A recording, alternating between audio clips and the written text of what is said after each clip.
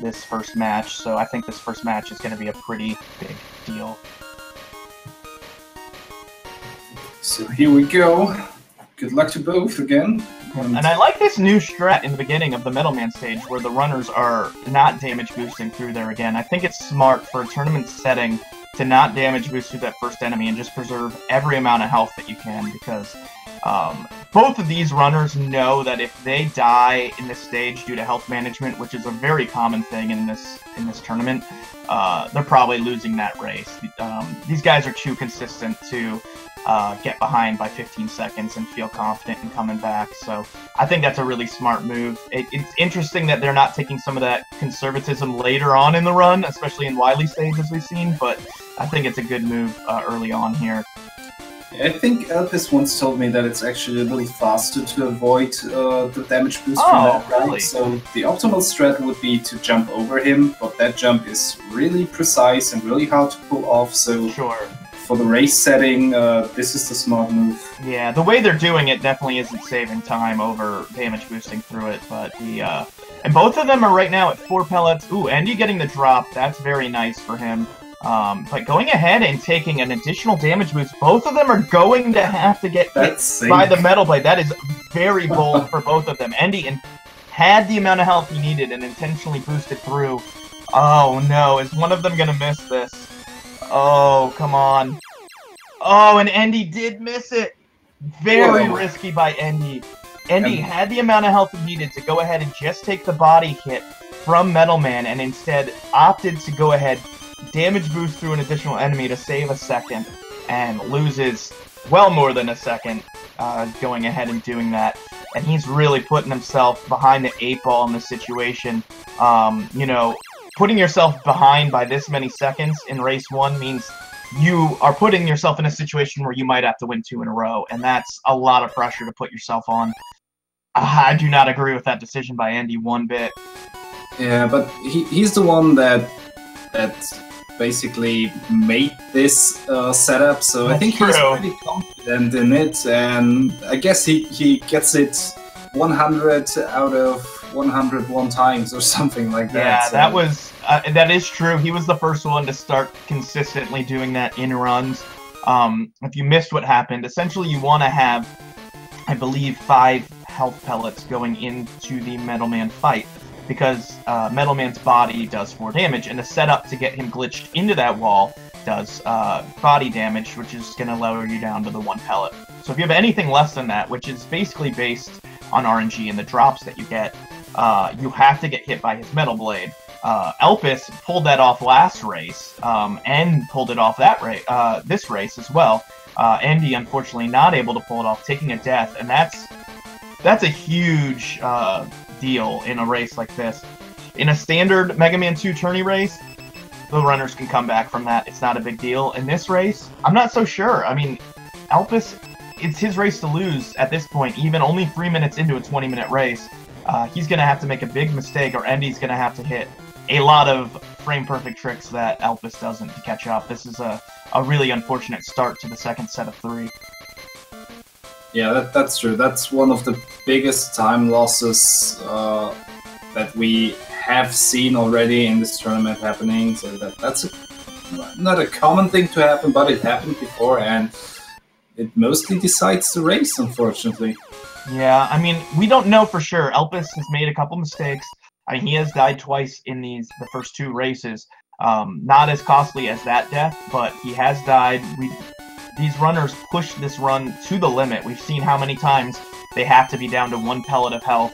We still have the Clashman fight. I think that's going to be really key. If Elpis is slow on the Clashman fight, that'll give Endy some time to catch up, or if he possibly dies.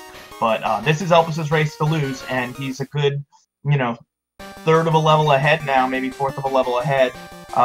And that's going to be real tough for Endy to catch up. Endy is going to, regardless on if he's watching Elpis or not, know that he's behind. He's going to be playing very aggressive here. So, that could set him up to, have even more deaths or additional mistakes. It's obviously too early to tell, but if anybody can clutch out coming from behind from that amount, Endy's got the experience. This guy's been speedrunning for a long time. He's got world records in anything he wants, basically, and has won so many tournaments, so he's got the ability to do it. Going ahead, getting that small energy refill, so both of them will have enough Leaf Shield to go ahead and kill Airman here in 2 shots, not having to do that 1 Leaf Shield kill that we saw Endy do last game. Whew.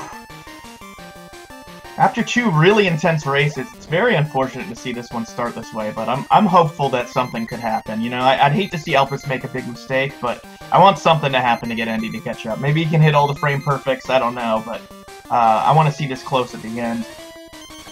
Well, it's definitely not over yet. There's still a lot of game to come, and still a lot of possibilities for Endy to come back.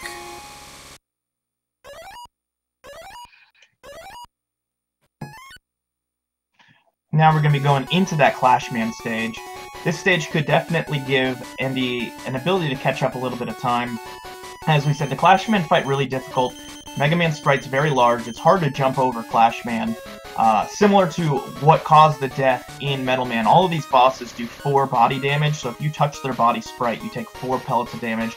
If you hit the projectile, it's 2, I believe. They're going to be wanting to take damage from his Clash Bombs and try and get as many hits in as quickly as they can. There's safer strats that you can do and do it a bit slower and consistently, but these runners go for some very aggressive strats against Clashman, which means it's very easy to get hit by Clash. Also, you need to hit with 1 Buster Shot and then all of your air shots. So if you miss 1 air shot, you're going to have to go ahead, add an additional menu to get back to your Buster and kill him. That costs a couple seconds. So an opportunity here for Endy to possibly catch up some of the time he's behind, but we should probably figure out exactly how much time he even is behind. And yes, this is best 2 of 3. Actually, we just did a best 2 of 3 to reset the bracket. Endy was behind, coming out of the loser's bracket, won both matches right at the end to go ahead and force a final best 2 out of 3. These guys have already played 5 matches against each other in the tournament. They've only really lost to each other, kind of unbelievable that we get to see them do 3 full sets of best of 3 here, and really getting to determine the champion. That's a lot of fun, and I think I wouldn't have it end any other way. Ooh, did he miss a shot? Yes, Elpis missed a shot on Clashman, and is struggling to get that final shot in. Lost a couple seconds. This will give Endy a little bit of time to come back and save some of that time, but I think Endy might have just missed that shot as well. Yeah, I also think so. Yeah. It looked like it. Yes. Yep. So unfortunately, still did it a bit quicker than Elpis did, but didn't save quite the amount of time that he was hoping. Let's see what our time is at here. We've got Elpis leaving the cutscene at 55. What do we have Endy leaving it at? It's quite a bit behind here. Yes, we have the Netherlands versus Sweden. Elpis from the Netherlands, Endy from Sweden. The top American runner is Hard Selection. He was actually the 15th seed and ends up with the 5th best time in the world. That was a Cinderella story, but we have Netherlands versus Sweden here. It's going to be interesting to see. There might be riots in the country that loses, right? I mean, this is a big deal for these 2 countries, in my opinion. This is bigger than the World Cup. This is bigger than the Olympics. This is a Mega Man 2 Game Boy tournament. You can't do any bigger than this, in my opinion. Yeah, the world has never seen a tournament of this scale before. Oh man, yeah, this is gonna be a tough match for Endy to come back in. It's gonna have to come back to some frame perfects, and I mean, unfortunately though, if Elpis makes the same mistake 3 times in a row, which would be shocking, that would probably even it up. But I just don't see him doing it, and maybe he's looking at Endy's, feed this time and is aware of the lead he has. It would be really beneficial if he is, because he would know he can play things a bit safer in the Wily stage. Or even grab an extra E-Tank, right? When you're up 15 to 20 seconds, grabbing an extra E-Tank would probably be a pretty smart decision, in my opinion, to make sure that you clutch the win, especially after the way the first 2 wins went. But, we won't know until we ask him in the post-game interview if he was watching the feed. I always do for situations like this. You see a runner die in the first stage, you got a 20-second lead, you know how consistent you both are. I'm gonna go ahead and grab an extra E-Tank and not boost through the Crushers and Wily and just call it a day. Give myself the W. There's no reason to play this risky for Elpis, in my opinion. Yeah, maybe he has the thought in the back of his head that Andy still has the world record and in theory is like 20 seconds faster. So I don't know, that might be something that keeps him pushing so hard. I'm not sure. Absolutely. Well, while we kind of have this lull in commentary due to the lead, I just would recommend that you follow both of these runners, ElpisTK31 and EndySWE. Both amazing speedrunners, really talented and great guys. So definitely go give them follows. You can also follow us if you'd like. Crazy Ape Boy and John Carls. We both run this game, just not quite as well as these two dudes do. And Endy's going to be representing this at AGDQ 2019, which is really exciting. It's only the second time a Mega Man Game Boy game will be featured at GDQ. And so I'm really excited for that as a huge fan of the Game Boy and of this game to see that at GDQ. Yeah, we've got about a 14-second gap, it looks like, from chat between these runners. So it's definitely not over. Endy can hit some of these frame-perfect zips and catch that time up. You know, Elpis has been really lucky in the Wily stage, hitting some of those zips. Maybe Endy can take that luck back and hit some of these zips. He's gonna need to do something to catch up, but he's still within a puncher's chance of getting this win too. So definitely no reason to give up yet. And Yeah, luckily has more matches to come if he loses. So the best 2 out of 3 format really giving you know, these runners an opportunity to recover from mistakes like dying to Metal Man. Yeah, so every little mistake that Elpis does now counts for Andy. He was able to catch up a little in the Clash fight. Unfortunately, Andy also missed a shot, so he had the chance to catch up a little more, but still, he's catching up a little. Okay, and let's see. I should have a good time comparison here in a second. He lands.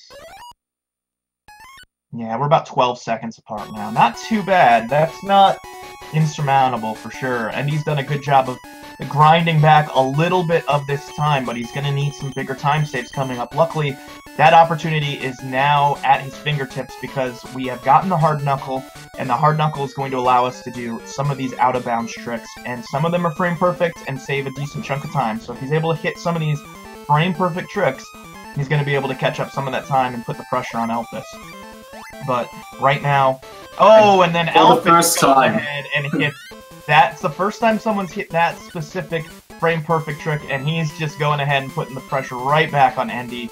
He's trying to make sure he makes up for those 2 losses and tells Endy, hey, I'm not going down without a fight here in this tournament.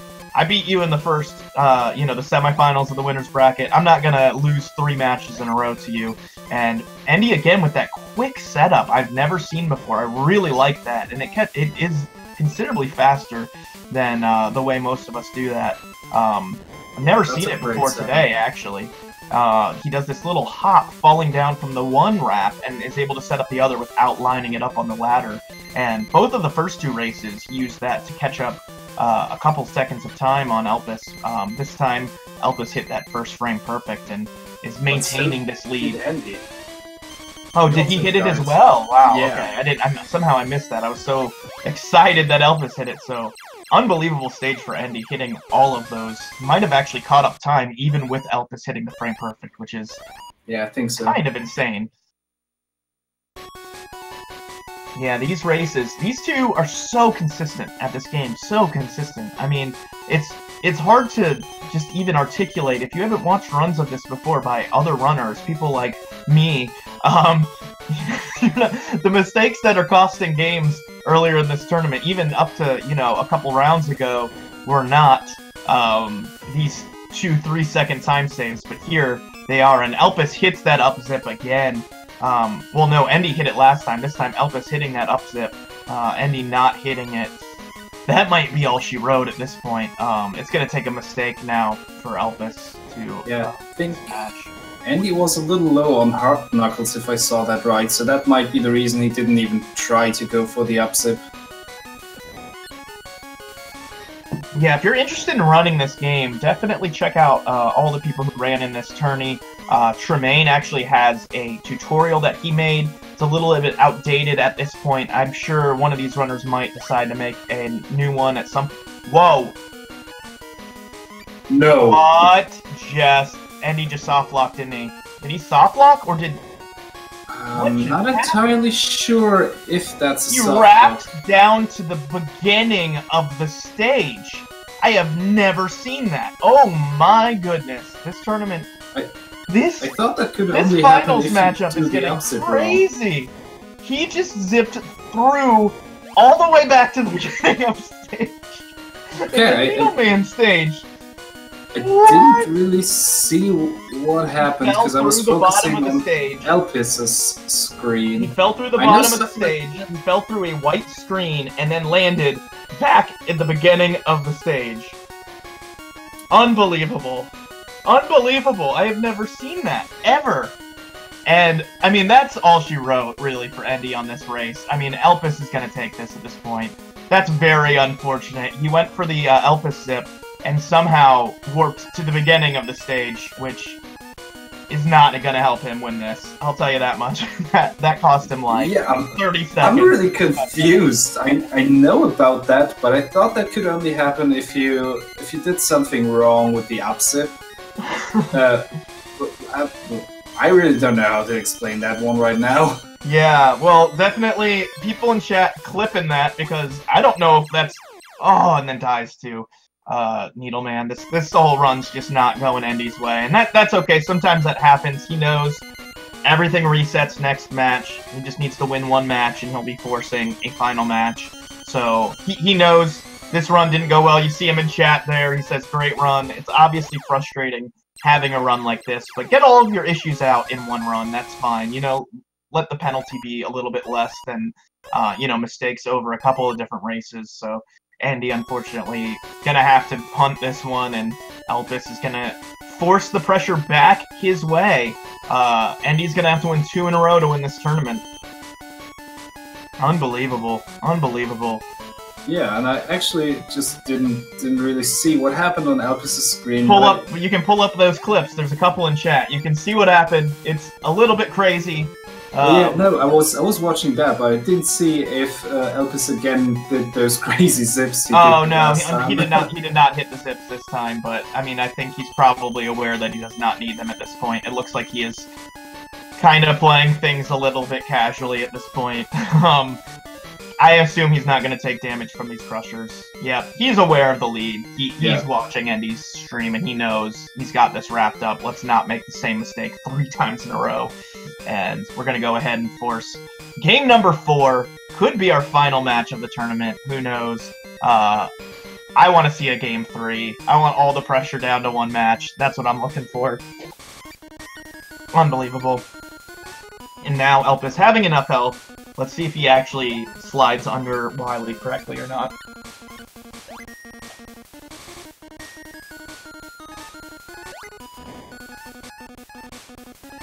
Okay. No slide, but he gets it done. Yeah, he's gonna be good to go here. He has an E-Tank, he's got plenty of health, he's got the Sakugarne. There's really nothing that can happen here except for a soft lock. Knock on wood. I'm knocking on wood. Commentator curse. Yeah. I shouldn't have said that. You can soft lock this phase if you get him forced all the way to the right. I think most of these runners know how to execute this fight well enough that that's basically not at risk. But, you know, I didn't want to commentate curse him. I went ahead and knocked on the wood desk, you know, making sure. And GG's to Elpis entering the final phase of Wily. Gonna go ahead and take his first win of these matches, forcing a game number 4. Win or go home for Endy. And that is it. Another sub-19 for Elpis. These runners are so consistent. That was only 15 seconds off of his PB. Such great times for races.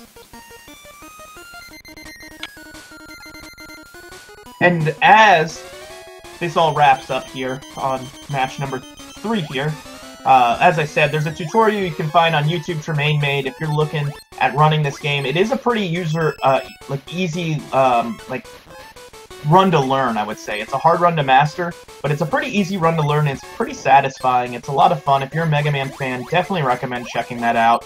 Check out the bracket. You can see all these different runners that have worked really hard on this run. People like Crazy 8-Boy, Hard Selection, Elpis, Endy, and Tremaine all have just kind of pushed this game very hard during the tournament and are worth your follow. So definitely check all of them out. I recommend. If you're actually interested in learning a bit about the lore and stuff of this game, I have a podcast called The Frame Savers. We actually did an episode on this game, so you can check that out as well.